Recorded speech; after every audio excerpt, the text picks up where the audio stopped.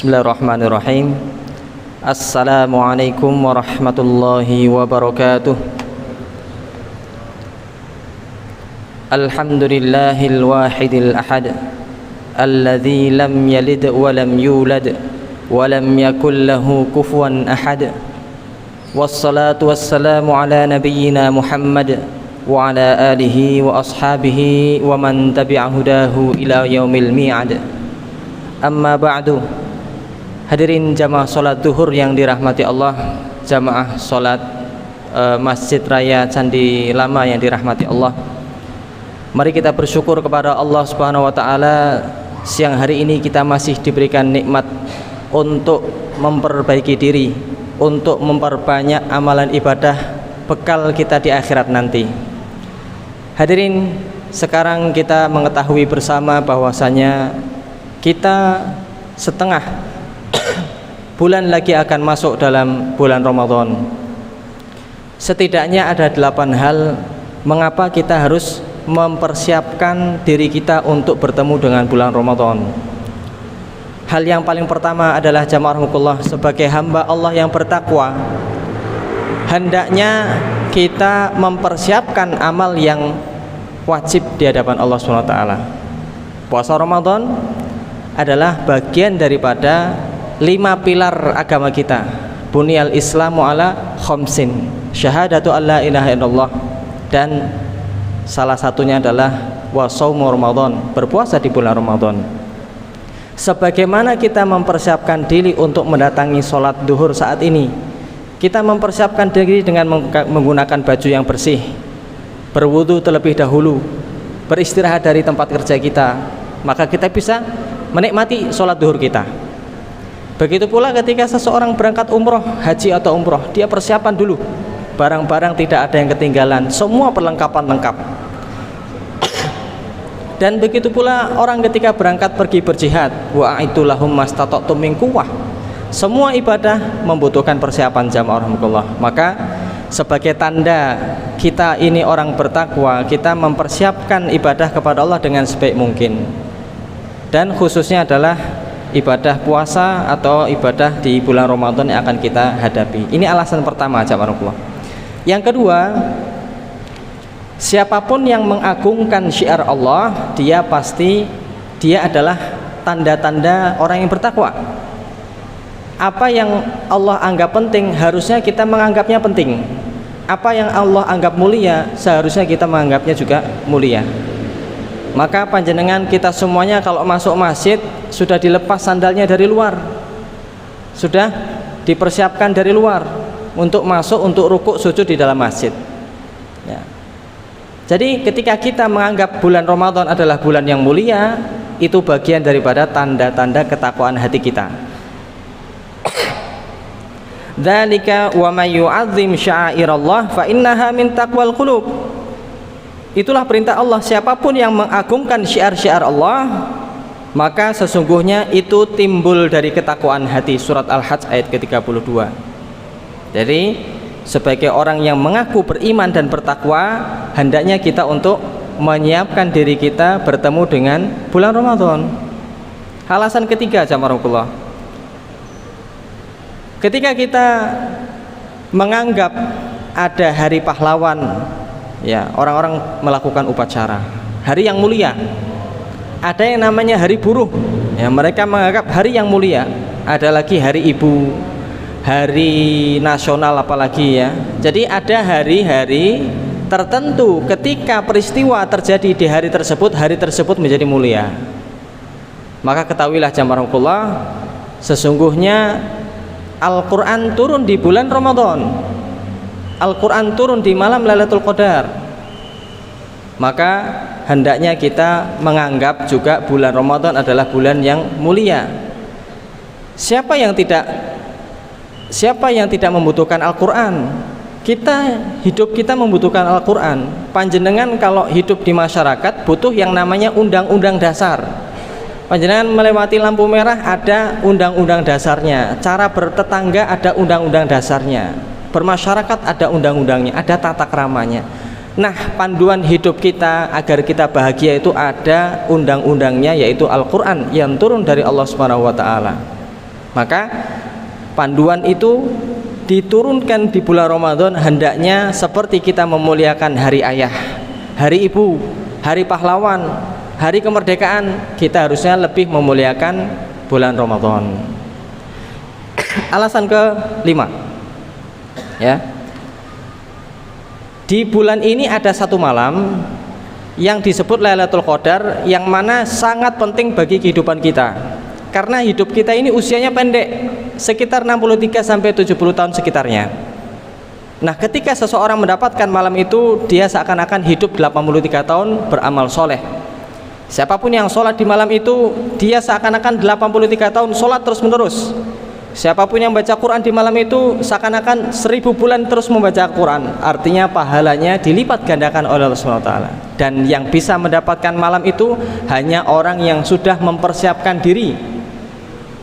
Dia sudah bisa bangun sholat malamnya, dia sudah tidak lelah siang hari berpuasa, lalu bekerja, kemudian malam harus baca Quran dan juga sholat malam. Dia sudah terbiasa. Bagi yang nggak persiapan, dia bisa ketinggalan malam Lailatul Qadar. Dan nggak cuman sehari, 10 hari dia gunakan, atau minimalnya di malam-malam yang ganjil dia gunakan untuk mencari Lailatul Qadar. Maka itu semua butuh persiapan. Bahkan Nabi SAW bersabda,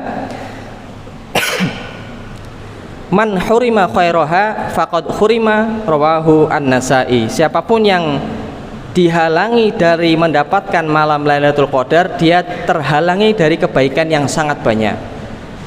Nah, jadi ampun dilewatkan malam ini. Kita latih betul malam-malam kita itu dengan terbiasa untuk menggunakan malam dengan ibadah. Alasan ke-6, kita butuh diampuni dosa-dosa kita. Karena sesungguhnya siapapun yang dimaafkan, dia sangat beruntung. Kita dimaafkan oleh ayah ibu, kita disayang. Kita dimaafkan oleh bos atau pemimpin kita, kita disayang. Kita dimaafkan oleh Allah SWT, kita akan diberikan apapun yang kita inginkan, dimasukkan ke dalam surga yang penuh dengan kenikmatan. Jadi tujuan hidup kita itu sebetulnya minta maaf sama Allah, minta ampun, minta diampuni dosa-dosa kita. Tujuan kita sholat agar diampuni dosa-dosanya, tujuan haji umroh agar diampuni dosa-dosanya, dan tujuan Ramadan agar kita juga diampuni dosa-dosa kita. Baina Ramadan ila Ramadan mukaffirat, antara satu Ramadan ke Ramadan yang lain adalah dihapus dosa-dosa selama 1 tahun. Jadi ini alasan ke-6. Alasan ke-7, jamaah rahmatullah, di bulan Ramadan kesempatan untuk masuk surga itu peluangnya sangat besar. Futihat abwabul jannah, pintu-pintu surga dibuka dengan sangat luas. Wa ghulliqatil abwabun nar, pintu neraka ditutup. Wa suffidatis syayatin, setan-setan dibelenggu. Para ulama berkisah bahwasanya diibaratkan kita itu sedang menuju ke istana yang megah, sedang menuju ke kebun yang indah, tapi di depan kebun itu ada anjing-anjing yang sangat galak. Tulisannya awas anjing galak. Nah, di bulan Ramadan anjing-anjing itu sudah diikat, akan tetapi perjalanan menuju lorong, menuju kebun tersebut masih dihalangi dengan beban kita sendiri, masih dihalangi dengan dosa-dosa kita sendiri. Jadi kita masih harus meletakkan dosa-dosa kita, harus meminta ampun kepada Allah SWT sebelum masuk bulan Ramadan ini, ya. Ini alasan ke-7 adalah kita diampuni dosa-dosa kita, kemudian pintu surga terbuka luas untuk kita, ya. Yang nomor 8 adalah doa-doa dikabulkan di bulan tersebut. Ya, dari sekarang kita merangkai cita-cita kita. Ya, kita ingin apa sih? Pengen, ya Allah berikanlah saya rumah, ya, tidak jadi kontraktor terus. Maksimalkan doa di bulan Ramadan. Ya Allah, anak saya atau cucu saya, maksimalkan berdoa di bulan Ramadan. Karena Allah tidak pernah mengingkari janji, pasti dikabulkan. Wa idza sa'alaka ibadi anni fa inni qarib. Ketika hambaku meminta, pasti akan dikabulkan. Jangan kecewa, jangan putus asa. Jadi kita susun doa-doa kita nanti untuk ya, dari sekarang kita berdoa, tapi maksimalkan untuk di bulan Ramadan ya. Dan terakhir, alasan kita jamaah rahmatullah, kenapa kita harus mempersiapkan adalah siapapun yang ketemu dengan bulan Ramadan, derajatnya di surga itu lebih tinggi daripada yang lain. Sebagaimana dalam kisah sahabat, dua orang sama-sama masuk Islam, yang satu ibadahnya kuat, berangkat berjihad, mati syahid fisabilillah. Yang satu ibadah biasa-biasa saja, tapi hidup setahun ketemu dengan bulan Ramadan. Ketika salah seorang sahabat bermimpi yang ibadahnya biasa-biasa saja dan ketemu bulan Ramadan, itu dipersilahkan masuk surga lebih dulu, artinya lebih mulia. Jadi jamaah kita dari sejak kecil sampai sekarang sudah ketemu berapa kali bulan Ramadan. Harapannya terus sampai kita usia yang maksimal kita ketemu dengan bulan Ramadan. Karena itu kesempatannya di surga lebih tinggi derajatnya di hadapan Allah Subhanahu wa taala. Ya, ini alasan-alasan mengapa kita harus mempersiapkan bulan Ramadan dengan sebaik mungkin. Nah, 5 yang harus kita siapkan sebelum masuk di bulan Ramadan.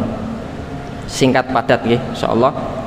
Yang pertama adalah ruhiyah, noto hati.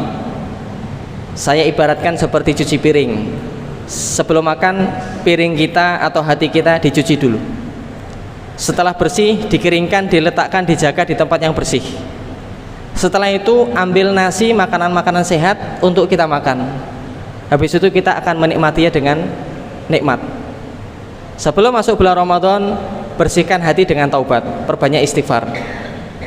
Lalu kemudian dijaga dengan baik dari pergaulan, tempat-tempat yang kita kunjungi, tempat-tempat yang baik, tempat-tempat yang bersih, teman-teman kita, teman-teman yang baik, teman-teman yang mendukung untuk akhirat.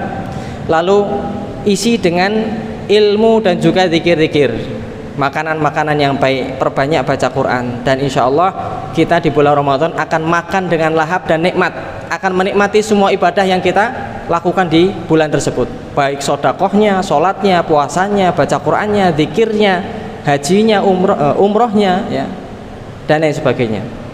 Yang kedua, persiapan ilmiah, ilmu. Siapapun yang tidak memiliki ilmu, dia akan mudah tersesat. Imam Bukhari membuat sebuah judul Al-ilmu qoblal qaul wal amal. Miliki ilmu dulu sebelum berkata-kata dan sebelum beramal soleh. Ya, jadi jangan sampai ketika kita beribadah dengan sebuah ibadah tapi tertolak. Ini enggak dicontohkan Rasulullah, bahaya. Maka hati-hati, harus tahu ilmunya terlebih dahulu. Kalau kita tahu ilmunya jamaah rahmatullah, satu sholat itu bisa bernilai 2. Kita masuk dari luar masjid, diniatkan 2, ya Allah saya sholat tahiyatul masjid dan saya sholat sunnah, satu sholat dapat pahala 2. Dan amal ibadah di bulan Ramadan ada yang dia perbuatannya ringan tapi pahalanya besar. Kita hanya tahu dari ilmu. Maka mari kita ikuti kajian-kajian mengenai tentang fikih-fikih di bulan Ramadan. Yang nomor 3, amaliyah. Dari sejak sekarang kita sudah menyiapkan diri untuk memperbanyak sholat. Jangan sampai nanti ketika kita ketemu dengan sholat taraweh, kita capek lalu mundur. Di akhir Ramadan semakin sempit. Kita contoh Makkah dan Madinah, semakin menuju akhir bulan Ramadan jamaahnya semakin banyak, bahkan padat sampai nggak ada tempat untuk itikaf. Kalau di tempat kita, pripun Bapak? Semakin menjelang akhir semakin banyak atau semakin sedikit? Semakin sedikit ya. Kita husnudon pada pindah ke Mekah dan Madinah ya, pada pindah ke Masjid Nabawi. Jadi dari saat sekarang kita siapkan untuk sholatnya diperbanyak, perbanyak puasa dan baca Qur'annya dari sekarang, biar terlatih nanti bulan Ramadan baca hatam, baca hatam, baca hatam. Begitu. Sudah tidak capek ini rahang untuk membaca Quran, sudah tidak lelah kita tenggorokan untuk membaca Al-Quran. Nomor 4, persiapan maliyah, persiapan uang, persiapan harta. Jadi pas bulan Ramadan itu kita banyak sedekah, pahalanya berlipat ganda ya, ditabung dulu sekarang ya. Kalau sedekah boleh silakan, tapi bulan Ramadan paling banyak kita keluarkan untuk sedekah-sedekah. Jadi orang-orang kaya ini sekarang sedang menghemat untuk dikeluarkan nanti bulan Ramadan full ya, pahalanya berlipat ganda. Kalau nggak punya uang, dengan ilmu kita kasih ilmu mengajar Quran, mengajar ilmu. Nggak punya ilmu, kita kasih tenaga, bantu tenaga. Saya punya tenaga aja Pak. Nggak punya semuanya, kita cuma bisa senyum sedekah. Ya, seharian senyum aja dari sahur sampai buka puasa, cukup dengan tersenyum. Ya, itu sedekah. Ya. Jadi banyak peluang sedekah di bulan Ramadan. Terakhir, nomor 5, persiapan jasadiah. Dan ini juga penting, persiapan fisik, kesehatan, jangan sampai ngedrop. Belum masuk bulan Ramadan, mahnya sudah kumat. Belum masuk Ramadan, asam uratnya kumat. Jadi mari kita persiapkan fisik kita juga. Sehari paling tidak olahraga atau lari jalan 30 menit. Ya, ini menurut bapak-bapak yang sudah sepuh ya. Kalau masih muda kadang nggak perhatian dengan kesehatan, pas sudah sepuh baru terasa. Ya. Maka kami dinasihati untuk jaga kesehatan 30 menit minimal sehari untuk jalan kaki ya, atau berlari. Al-mu'minul qawiyyu ahabbu minal mu'min ad-dhaif. Mukmin yang lebih kuat dicintai oleh Allah, lebih dicintai oleh Allah Subhanahu wa taala daripada mukmin yang lemah. Maksudnya bagaimana? Yang kuat adalah keimanannya dan juga termasuk fisiknya. Ketika orang punya fisik kuat, dia gunakan untuk taat, beribadah kepada Allah, dia lebih dicintai oleh Allah Subhanahu wa taala. Jadi ini 5 persiapan kita, hadirin jamaah rahimakumullah. Dan terakhir, mari kita perbanyak doa dengan doa Allahumma barik lana fi Rajaba wa Sya'bana wa balighna Ramadan. Kemudian doa juga dari para sahabat, Allahumma salimni ila Ramadan. Ya Allah, selamatkanlah aku agar sampai ketemu dengan bulan Ramadan. Wa sallim li Ramadan, dan juga antarkanlah Ramadan kepada saya, jadi bisa ketemu. Wa tasallamhu minni mutaqabbala, dan terimalah amalan-amalanku nanti di bulan Ramadan. Bisa jadi ini adalah Ramadan terakhir kita. Bisa jadi ini adalah saat-saat terakhir kita. Kita nggak tahu. Kullu nafsin dha'iqatul maut.